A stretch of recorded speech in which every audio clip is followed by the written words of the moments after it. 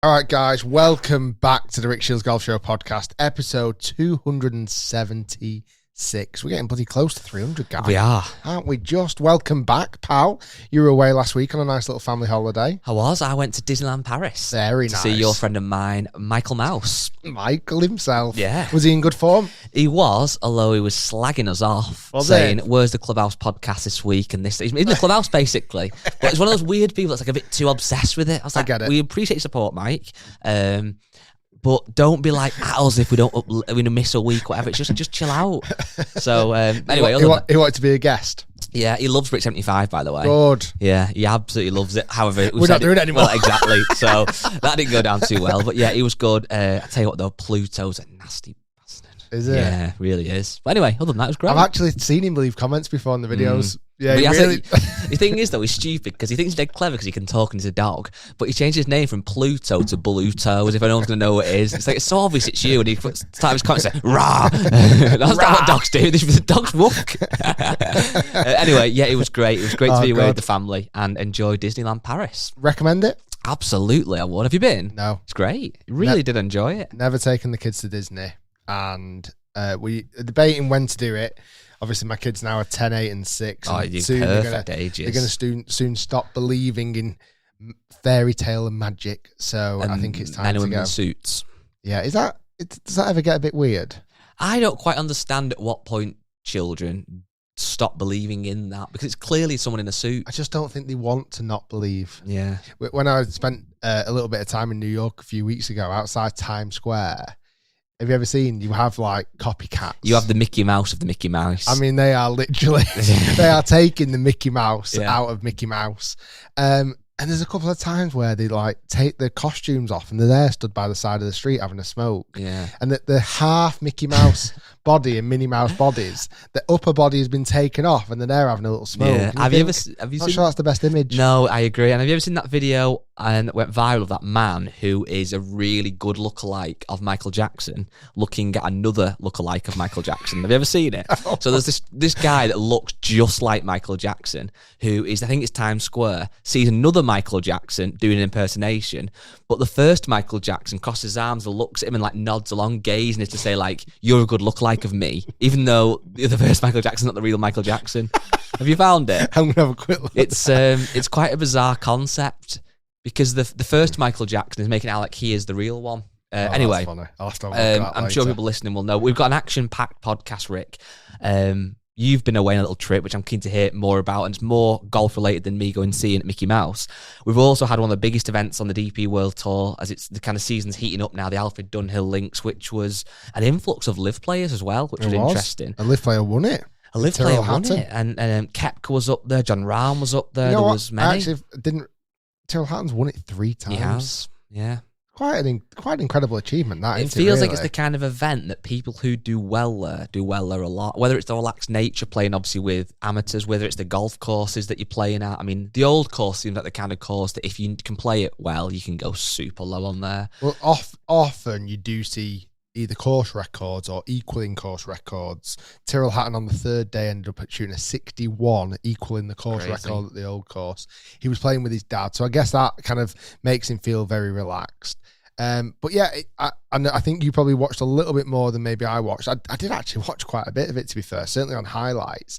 And it does seem like one of the most enjoyable tournaments of the year. I think what I find bizarre by it, though, is that, so I watched again the final couple of holes yesterday, and Tyrrell Hatton had that amazing little, well, I say a little, it was like I think it went down as being over like about a 2 foot putt, but it looked a bit longer. Yeah, it was. It was like a 6. I thought it was even longer. No, I think it was like 3.5. And he held it obviously and won. But you feel like it's quite strange because he's walked away there with €700,000. And not only that, the big thing for Tyrrell Hatton is, yes, it's another win, but it's how it's massively helped him on the race to Dubai as well.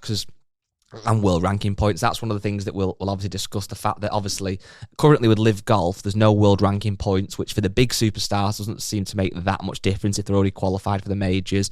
The ones who aren't qualified for the majors, the lack of world ranking points and the decline in world ranking is going to be a problem for them. We've talked about that millions of times, it's nothing new. But obviously the guys that have decided to go over to the DP World Tour and play in these events are partly doing it because, well, why not? The live season's finished.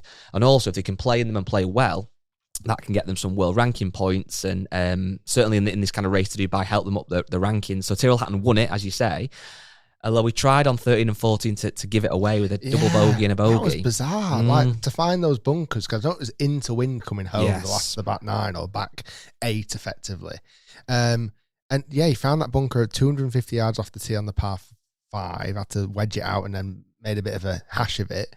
But yeah, he was really trying to throw it away, considering he had such a dominating lead after the front 9.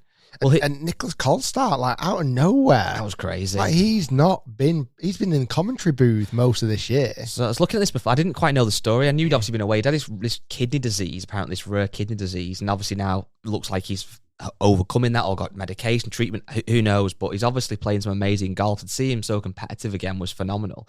But what this does mean for Tyrrell Hatton now is that he is up to 16 in the race to Dubai.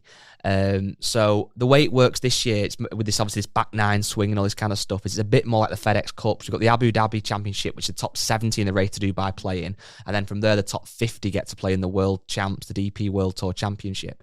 He's now in the top 16. That's been massive for him. I think he jumped up something crazy like 60 odd places. Wow. So that win for him meant a lot. It's a weird one. I wonder if there will be some golfers who are annoyed, who didn't obviously jump over to live, when they see these guys coming back and playing well and winning and then jumping well up. Yeah, he went up to 67 places. It now means, if you heard it, that he was thinking he was going to have to play in Spain in a couple of weeks. And if he did he was going to miss Matt Fitzpatrick's wedding. Now he's had such a good result, he doesn't have to play in Spain. I think therefore we'll be able to attend the wedding. So think of all these things going through your mind. Chess pieces, isn't it? Like, it's mad. But how do these guys play golf at such an amazing level with all these mad little things going in their head? It is. It's fantastic. It's, and 24 under par for 4 rounds of golf. I mean, he shot a 65, a 68, a 61, a 70. 2 rounds of that, which was at the old course. One of the rounds was at Carnoustie. The other round was at Kings Barnes, one of my favourite golf courses in the world. And you had other great stories, like obviously Nicholas Colstart, who's doing brilliantly. Could have easily won it yesterday if things had just fallen his way. Tommy Fleetwood having fantastic rounds in every single, like 68, 65, 67, 67, and long term, that's probably the wrong phrase. Old school, I'm trying to get the wording right here. Old friend. Friend of the show. Yeah.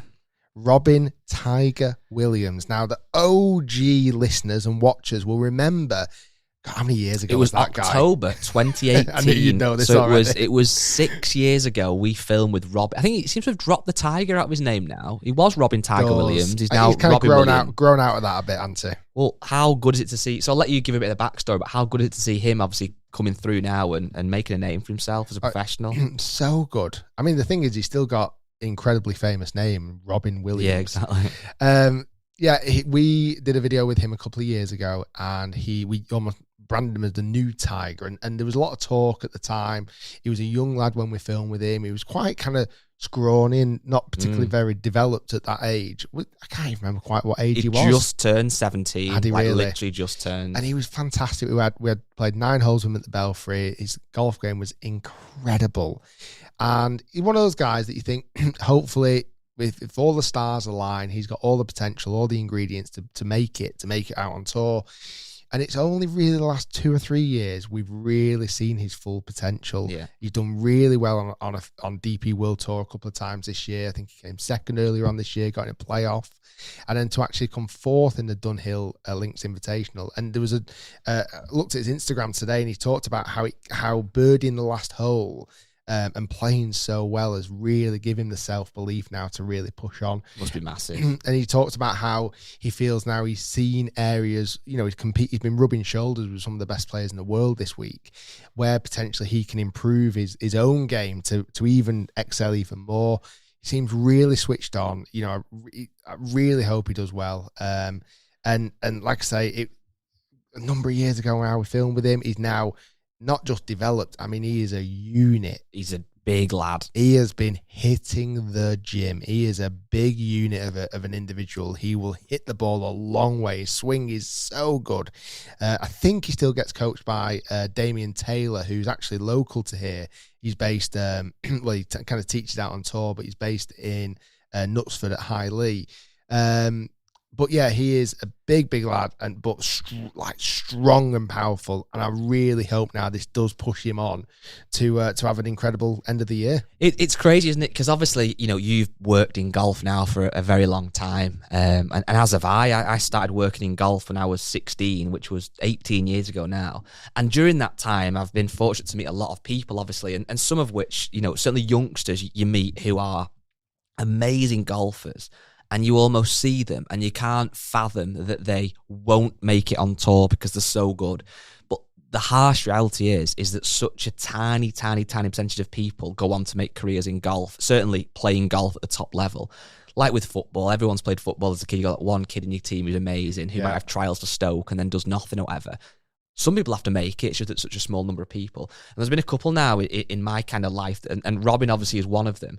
But even probably a more extreme example, and someone that you obviously know of as well, is Tom McKibben. So I first met Tom, I say met very briefly, well, kind of didn't briefly, but wasn't such a meeting. But I did, with my old job for Nike, I did a fitting event at Hollywood Golf Club, the home of Rory McIlroy, in April of 2016. And I obviously did lots of fittings for people. And there's this really young, kind of small, skinny junior knocking about, who at the time would have been 13. And that was Tom McKibben. And I'd heard by a number of the members that this guy who was kind of lingering around on the putting green was the next Rory, and he was going to be the next best thing, and he'd been playing in America and done some the wee wonders or whatever and done really well. And as much as I wanted to believe that and kind of thought, oh, hopefully he goes on to have a great career, you meet, every golf club's got an amazing superstar junior. But you look now at Tom McKibben, I'm just looking again because he had a good week. He's won on the DP World Tour. He's currently 15th on the race to Dubai. If he carries on through to the end of the season, which is a big ask, but in that position, he will walk away with the PGA Tour card, one of the 10 guys that gets on, which is incredible. He's 110 in the world, and he's still not even 22 yet. He's 22 in December. Feels like there's been pockets of times where he's been highlighted in the media, but he's still kind of going quite under the radar, isn't he, as well? I think because he's from Rory's home golf club and literally grew up there, I think that was massively part of the story, that we've got this amazing young junior who's from the same golf club as Rory, and inevitably you think he's going to fall away in the shadows, but he's having such a great career, so it was great to see him so hype the leaderboard. But I remember he was one of these big media kind of spotlights this year was when he was playing the practice round at the US Open with Rory. Yeah. And obviously two lads from Northern Ireland from the same golf club, Hollywood Golf Club, kind of rubbing shoulders and playing the pro-am at the the practice round at the US Open. It was just a real Hollywood story. Well, have you been to Hollywood Golf Club? I have. I mean, it's a nice place and stuff, and it's obviously got a really great shrine to Rory, but it's not like some massive big not a resort, is it? No, where you're going to have loads and I mean, I'm sure more juniors go there now because of the Rory story, inevitably, and they get a bit more traffic and stuff, which is great for the golf club. But it's not like some farm of amazing golf. No, and it's close to a lot of incredible golf courses. Correct. Don't get me wrong, but yeah, Hollywood itself. I've actually not played the golf course, but just visited. You went in the like I say, the shrine of Rory, where they've literally got this kind of corner of the clubhouse, which is quite literally a shrine to Rory, understandably and deservedly. But you look out on the golf course, you're like, this just kind of looks like a parkland golf course. It's not even like overly linksy. It's not even like one of these kind of hidden gem links golf course. You go, yeah, you know what? I could imagine someone grinding here and getting really good. It just looks like a fairly normal golf course. Well, you know what I love about that story of Hollywood, and I feel sorry for a lot of small golf clubs because there's a lot of golf clubs that have great juniors, and then when they get to either county level or even national level, if they can get to that, inevitably they often move to another club. So where I'm based, obviously, and you're not a million miles away, I had lots of good juniors that I knew who were members of kind of local, normal parkland courses. And James Robinson, as an example, he was at Gathurst. And as soon as they get good, inevitably they join a links course, whether it be a Birkdale, a Southport and Ainsdale, a Hillside, etc. I don't blame them, by the way. That's because they're going to get better practice facilities, a truer test of golf, around better players. But then when they often make it, that becomes where their class have been attached to. And the reality is, yes, they are attached to said golf club, but where that real kind of fairy tale has come from, and that story of getting dropped up by your mum and dad in the summer holidays and playing 36 holes and having a bag of chips after 9 or whatever, that all comes from the Parkland course. And I think that's why someone like a Hollywood, as good as it is as a golf club, it's not some massive resort, or it's a real kind of probably family feeling Parkland course, and they've still got that kind of real Rory connection, which is great. Yeah, no, it's really good. Like, it'd be great to film there one time. You know, like I say, it's one of those courses that so many people know about it. I've only looked at the golf course. I can't actually tell you that much about it. It might be phenomenal. One more story we have to touch on, obviously from this weekend, and what should be, you'd like to think, a promising sign for golf fans, you know, certainly professional golf fans, was the fact that the governor of PIF, Yasser Al-Rumayyan, was playing golf with Jay Monahan, the commissioner of the PGA Tour. Does that mean we are closer to seeing golf united? Well, that was no happy accident, was it? Let's be honest. And actually, what did go a little bit under the radar, because he played... Yazza played with Dean Burmeister, yeah, and they actually played with Rory on Saturday at the Old Course. And that kind of didn't seem to get a great deal of publicity. That seemed to be kind of kept quite quiet. But yeah, to see Jay and to see Yazza out there, you know, it'd be very interested to be a fly on the wall in that group. You know, I'd have loved to have been the scoreboard carrier in that group just to see what was being said. Interestingly, in the team element of it, it was very close. I think there was only one shot in between the two teams, so there would have been some level of competitiveness, I'm sure. But it'll be super interesting to see what comes out of it. And like I say, I think for a lot of people who, you know, want to see the professional golf back into some capacity together again, so to speak, I think it is very promising signs. Absolutely. Before we come on to your recent trip and your playing of golf with a legend and a multiple major winner, I've got a dear Rick for you. Okay, Rick. Let's get into it. We have had, and thank you, by the way, everybody who listens and watches, etc., an influx of emails. We've asked for more emails and we're getting more emails. If you want your email read out on the show, email us, podcast@rickshiels.com. This is a good question, and I think you're the perfect man, Rick, to answer this. Do it. Says, good morning. I started playing golf in mid-June this year after enjoying a few days on the range with some borrowed clubs last year. Bought myself some second-hand clubs, booked a few lessons and got stuck in. Since June, I've played 18 holes pretty much every single week, kept having lessons and had plenty of time at the range. My first round was 122, so managed to make 100. And managed to make 100 last week for the first time ever, which is awesome. Well done. My golf, however, is still really inconsistent. Anyway, the big point, I have my first serious round of golf next week with a corporate golf day. All my rounds so far have been played with my friends or on my own with a breakfast ball if needed. Rick, elaborate what a breakfast ball is for those who aren't American. It's a nice little treat off the first tee. If you don't quite hit your Sunday best, don't worry. Have a little breakfast ball. Have a little treat on us. You get to have a little retake, which is very Americanized. We definitely don't do it over here at all. But, no. It obviously sounds like he has been utilizing that nice little treat. It was I've lost it now. Oh yeah, so I normally have a breakfast ball. I have occasionally a bit of a word of guidance from some of the more experienced playing partners on what club I should hit, etc. And basically a very relaxed round of golf. I can't help but feeling a bit apprehensive about the round that is coming up, being judged on my golf by a larger group and having people take everything a little more serious than my level of golf will allow. Any advice or guidance on what to expect? Anything I should be particularly mindful of, even down to preparation? I don't tend to get to the range before a play. Should I do it this time? And if so, what's the optimal number of golf balls to hit to warm up without leaving myself knackered down the back nine? In a nutshell, I suppose I'm bricking it, and any words of guidance to give me reassurance would be much appreciated. Let's put your mind at ease. Everybody playing in any golf event has nerves and are apprehensive. And I think for you, going into this round of golf, try not to make too many dramatic changes. I think it's very often when you play in a competition that you feel you need to put a little bit more emphasis on, you need to put a little bit more, you want to try a bit harder.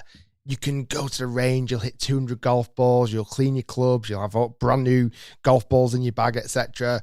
Try not to. Go there. If you can warm up, it's advised, but hit like 20 golf shots maximum.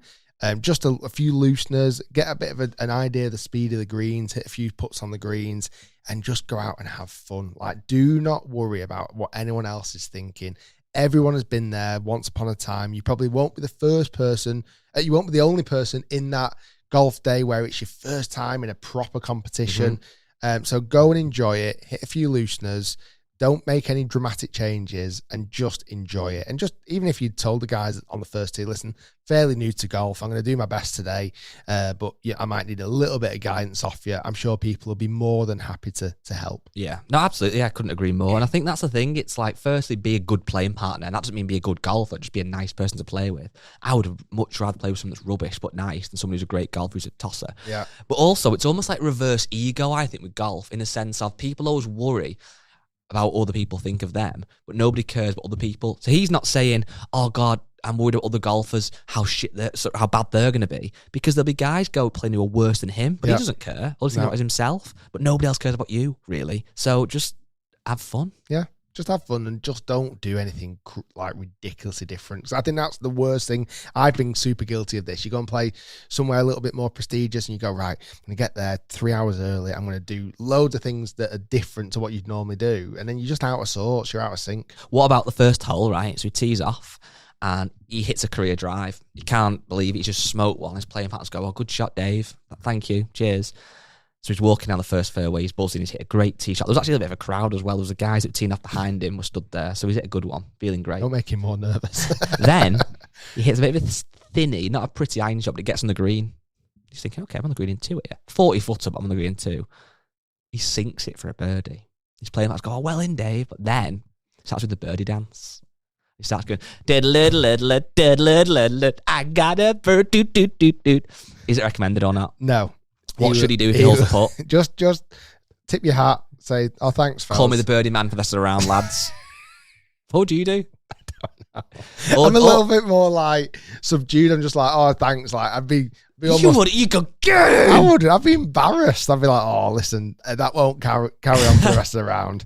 Or I'll say a stupid joke like, you can't birdie them all if you don't birdie the first. Yeah, very good.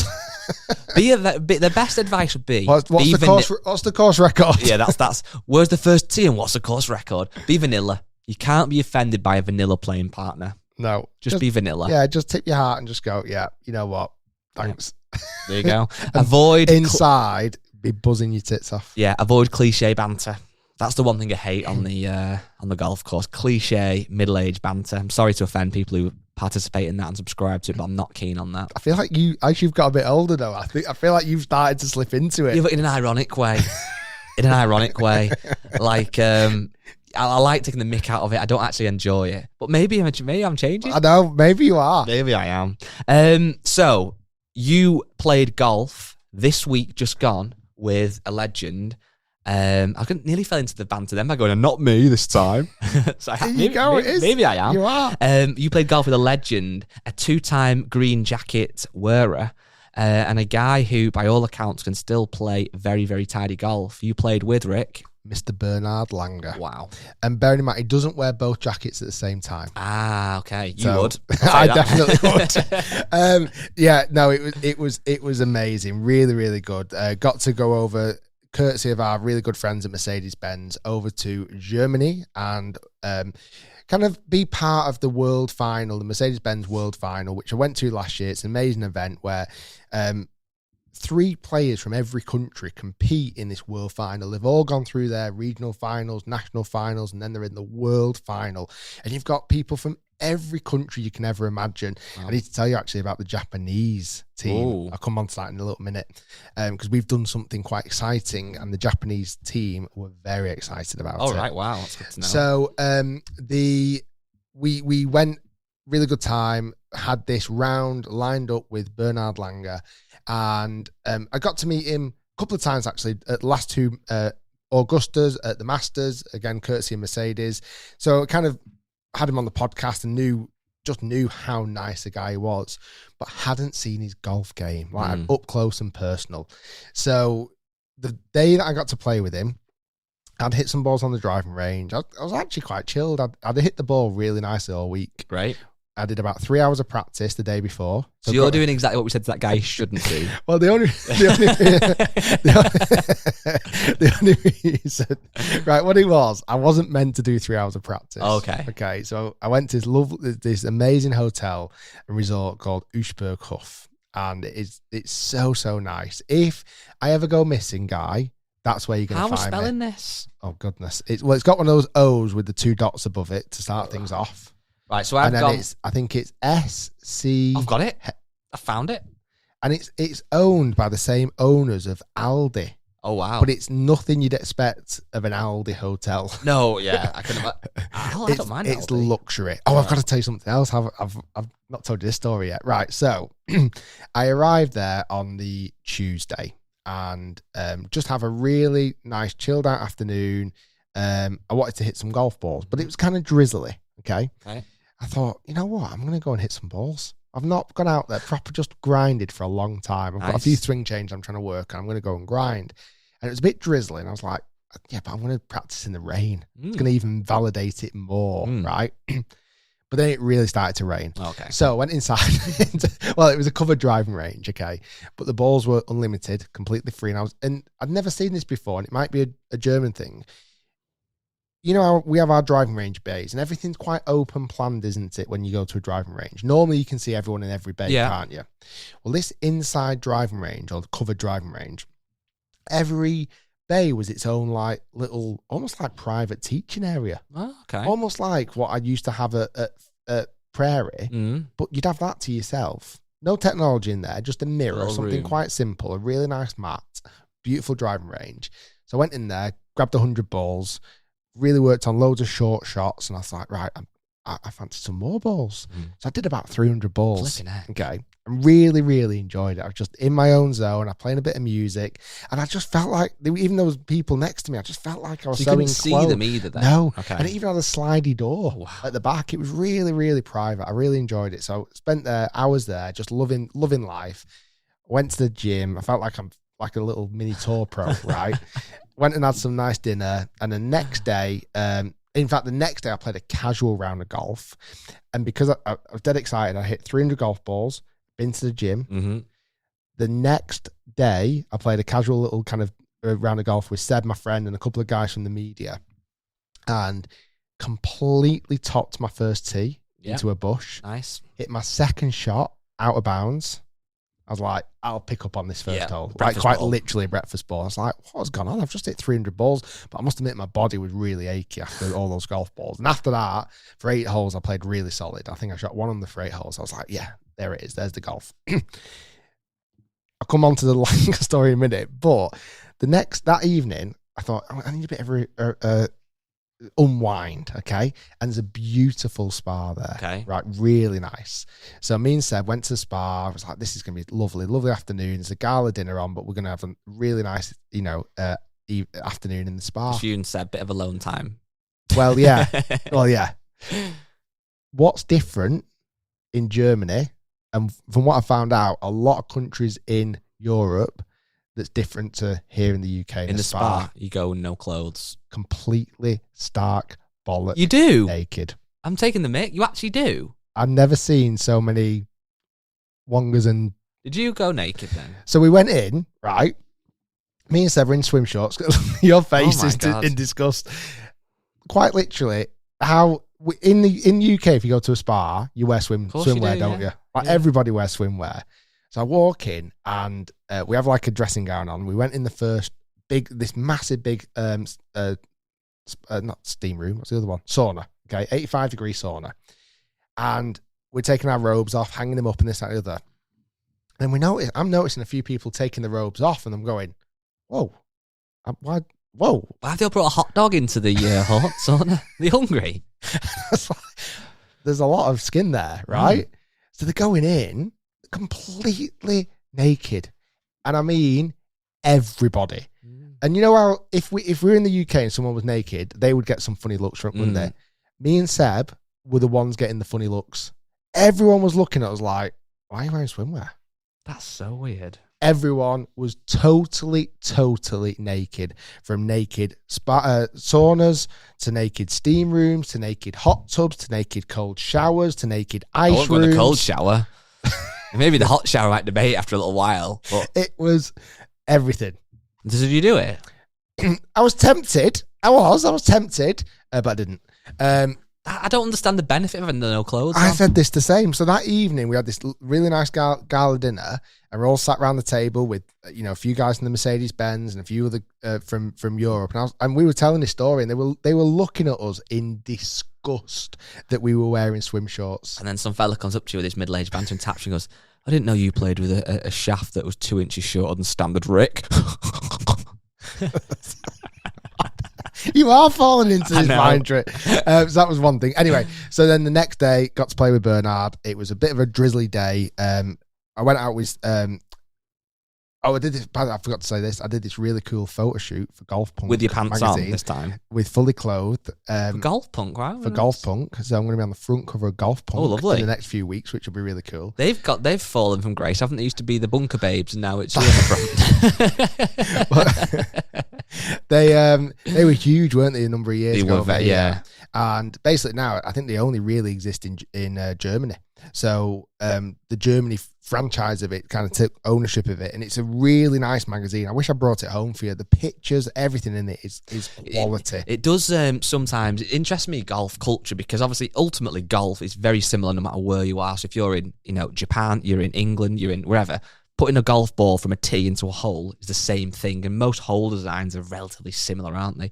But yet the actual culture... We're still talking about the sauna. Very good. But the actual culture around golf is so different. So, like, again, I've only been to Germany a handful of times for kind of work purposes, but I know that, again, how they perceive golf and the fact you have to have a golf license and all this other stuff is so different, yet the actual sport's the same. Magazine stuff is obviously a different thing as well. Again, I've not been to many golf courses or resorts in Germany, but this Uschberghof is the practice facilities that... The kind of vibe around the place is really nice. Did you have any feelings while you were there where you thought, if I came here for a month and locked myself away, I could be off +5? Yeah, 100%. I honestly think that. Like when I looked at that, they had multiple grass tees, they had indoor driving ranges, huge 2 massive putting greens, short game area, indoor teaching academy. They had for everybody to use, they had the the vibrating water that you can put your clubs in. Oh yeah, it cleans them. They had that just there at your disposal. Cool. And by the way, that was really good. I thought it was a total kind of gimmick. Yeah, I put my clubs in it, turned it on, took them out. They were like brand new. Honestly, so impressive. 100%. I feel like if I was there for a month, I would become the greatest golfer ever. Like going in the gym, going fully nude in the sauna. It's got a really nice indoor outdoor pool. Honestly, anyway. Next day, bit drizzly, going out with Bernard. We had limited time with him, unfortunately, but really quality time. Filmed a really cool video with Seb on his channel with Bernard. I played really solid. Then we went on the back 9, and I had a match against Bernard Langer. First question, how long is he versus you? And I don't mean in the sauna. I can't help myself. You are. I think it starts as being ironic. I know, and then it becomes genuine humour. I know. I think you're right. I'm going to shut up. His golf game is phenomenal. I'm going to say that. His golf game is honestly phenomenal. He does not miss a shot. But in terms of distance, though, how much? I'll come on to distance. But I stood there on the driving range before playing. I'd already hit some shots, and I was stood there next to him, just chatting to him, talking about the video ideas, chatting general life, what he's got coming up tournaments wise and everything else. And he stood there and he's hitting shot after shot. And I don't know how far it's going at this point, but literally his driver shots are down a bowling alley. Crazy. And he'll draw one, he'll fade one. He's moving it in the air a little bit, but they're all just landing in this spot. His iron striking was just fantastic. He was hitting off kind of wet turf, short turf.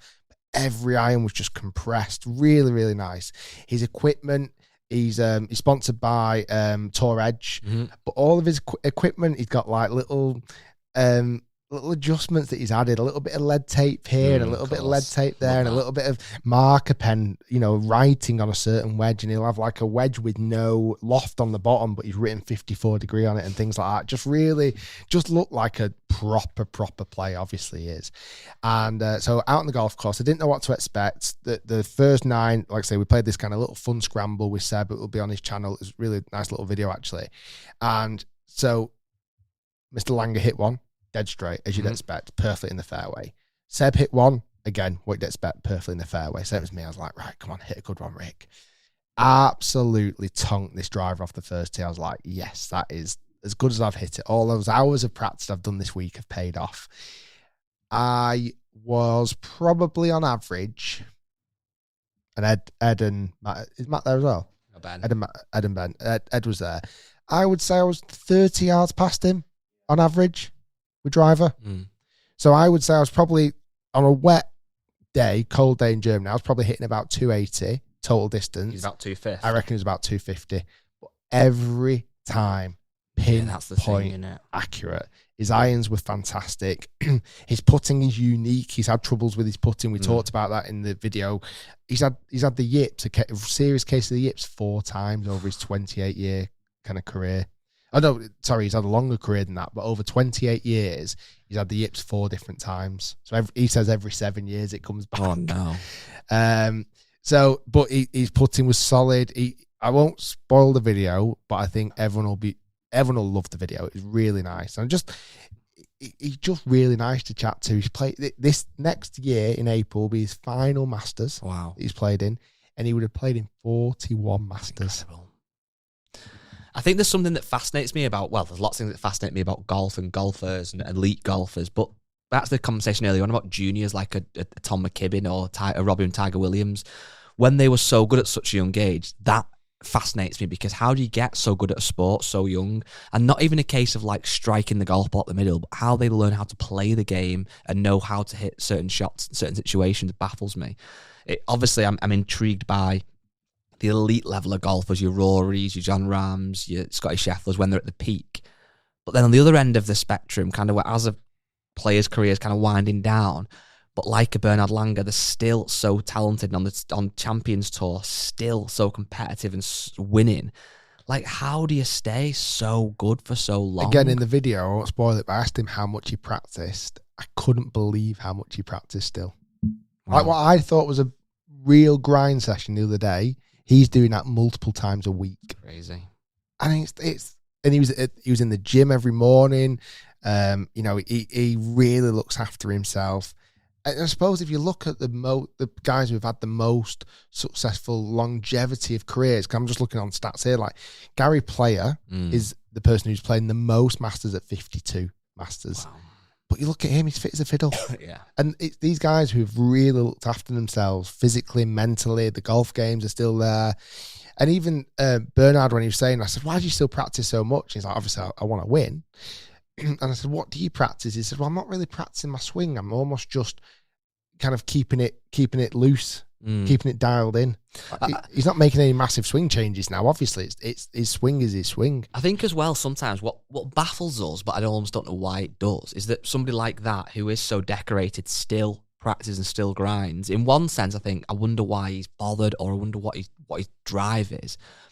But at the same time, that whole mindset is exactly why he's a 2-time Masters winner, because he wants to be the best. And I think these guys, someone like a Gary Player is another example, they would want to play you for a fiver till the day they die. They would want to win as well, because that's the spirit they've got. And someone like a Ronaldo in football, he's pushing 40 and still so fit.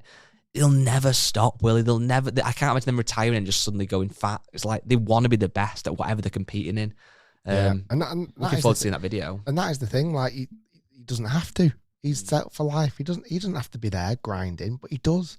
And he was saying, actually, in his peak of his career, he was doing like 8 hours of practice regularly. Crazy. He missed one fairway in 18 holes, and he missed the fairway by like 30 centimetres. He was still stood on the fairway. Oh my! Yeah, his ball had just rolled off. Honestly, and that was only because it was a slight dog leg as well. It's insane. Now, I'm really looking forward to seeing that. I think that'll be a great video from what you're saying. I've got another email for you, Rick. One more. So, this is a bit more of one that I think you actually really need to think about this seriously, Rick. It is from someone who I won't name. Dear Rick, I work in administration in a world number 100 golf course in Australia. Okay. One of my jobs is to pay out the winners of the weekday and weekend competitions. I noticed that our father and son seem to be winning lots of prizes, but only when they played on their own. Uh-oh. I looked into it and spent a long time compiling their rounds and points scored in Stableford competitions. When they play on their own, they average 8.3 to 9 points higher per round compared to when playing with other members. The father seemed to win the nearest the pin only when playing with his son. I brought this information to the club captain and board of management. They agreed there was evidence of cheating, but decided not to do anything about it. No fine, no ban, nothing. I feel like after stealing money from deserving members, they deserve to be kicked out of the golf club. I'd like to hear your thoughts on what we should do. I like his dedication. I love his dedication. I like the fact he's emailed in. Well, and firstly, that is why I do. That is one of the things with, I'm sure lots of people who are members of golf clubs are fully aware of. When you are a member of a golf club, you can book on to play often who you want to, unless it's a board comp, something that's drawn. And if you want to play with your son or your father, and you are both members of the golf club, that is allowed. And if you decide to, if nobody joins you, then there's two of you. And as golfers, we trust your integrity. Top 100 course in the world. Australia, I think. Top 100 in Australia. Actually, that's a good point. I'm guessing it's the top 100 in the world, but in Australia. So I'm just going to try and do some investigation here. Now, listen, obviously, there's clear signs of something being quite dodgy there. And it's difficult because certainly there is no rule to say you can't play golf with your sibling or you can't play golf with your son or daughter or your father or mother. There's no rules to say you can't do that. So technically, it's going to be very difficult to catch them because you can't really, unless you can't. Like, how are you actually ever going to prove that? Cameras. Well, that's the only way. Yeah, the only way would be to, I think one of the ways would be start off with the nearest pin because that's quite easy to kind of capture. Yeah, if you know that he's likely to win a nearest the pin, can you set up a camera? You could do. You could say it's a new live feed that we're going to... I don't know. I think it's very difficult to catch them out. The thing is, from what he's saying, I would imagine it's correct and they are cheating the system, which is really bad. I also agree. However, my caveat, and it is not the case, but I reckon you could have this exact incident 100 times and there might be one where it genuinely is a case of the father and son nervous playing with other people, but when they play together, they feel much more relaxed and therefore play better golf. Maybe one of the breakfast balls and gimmies and all that. But reality, and I won't obviously name any names, but many, many, many years ago now, I got asked to play with a certain member because people were worried about them cheating, and I played with said person in the club championship. To the point where, I was probably never going to win anyway, but I played, and my game really was watching them, everything they did. Did they prefer a lie? Did they do anything to watch them like a hawk? And they didn't cheat once, and they won it genuinely. And therefore, my conscience was that if I've seen them win club champs playing properly, there's no reason why they won't play properly in every other competition.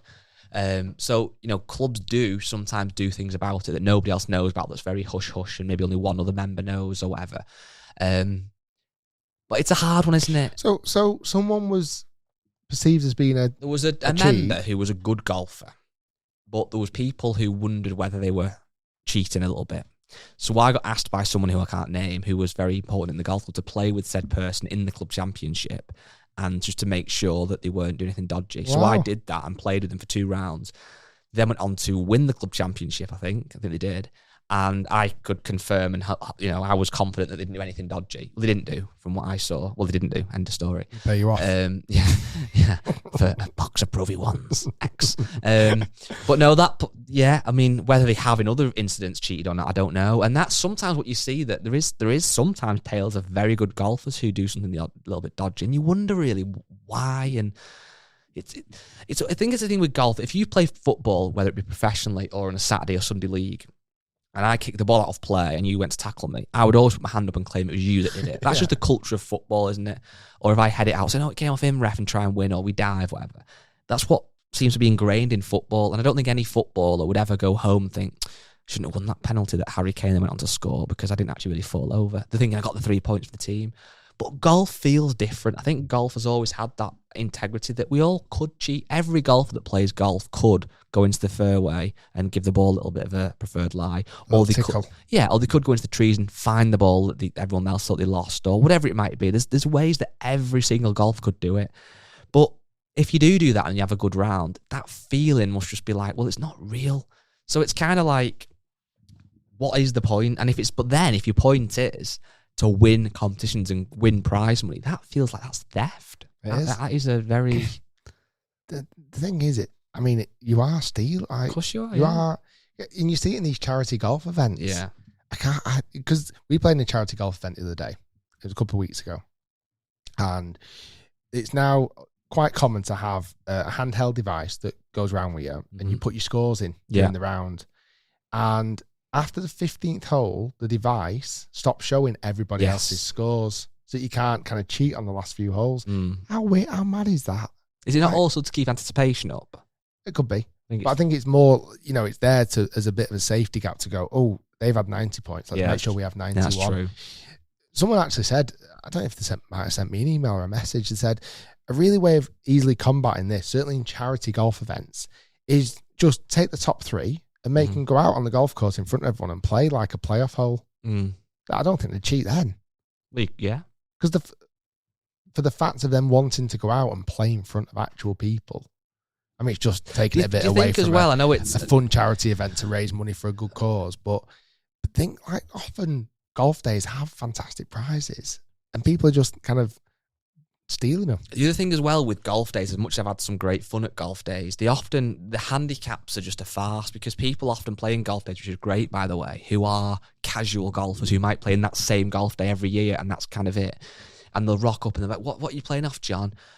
Put me off 24. Where actually they've been in the range a few times and they're quite sporty and they can actually comfortably shoot an 18 over, no danger. So it's not a real handicap, is it? And you get that a bit less, I think, at club level, albeit I'm sure there'll be people listening to this thinking, we've got bandits at our club. But typically, if you're playing a lot of club golf, you should have a more accurate handicap.